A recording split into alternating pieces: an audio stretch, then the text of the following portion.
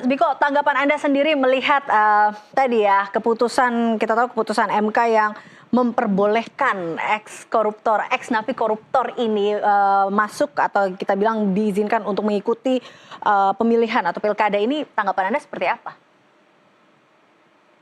Ya, ini sebenarnya pertama ICW sudah pernah melakukan bersama Perludem tentunya melakukan judicial review terkait dengan undang-undang pilkada yang kami ingin menegaskan bahwa larangan terhadap terpidana korupsi kepala daerah itu untuk bisa maju lagi mengikuti kontestasi pilkada. Sebenarnya ada beberapa alasan ketika itu.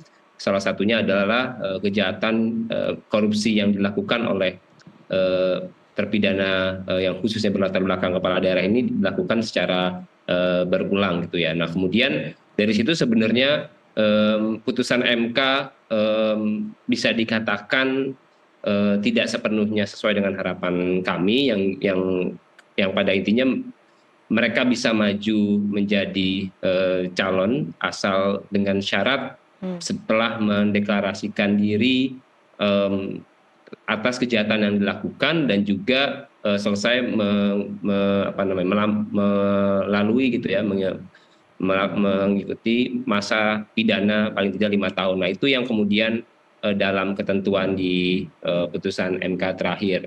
Nah fenomena ini sebenarnya kita bisa melihat dari kasus yang paling tidak bukan pilkada tahun yang sekarang, karena prosesnya kan masih berjalan pendaftaran, tapi di periode-periode sebelumnya di tahun 2020 sebetulnya keinginan koruptor untuk maju dalam kontestasi ini kan sebenarnya cukup besar gitu ya. Tahun 2020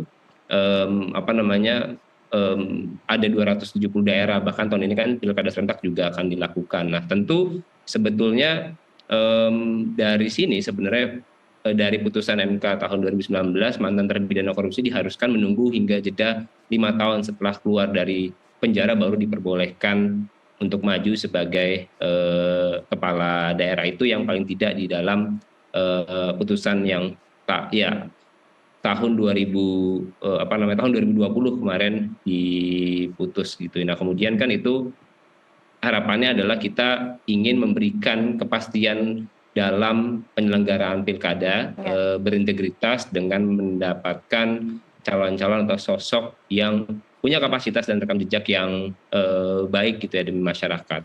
Tidak itu Mbak.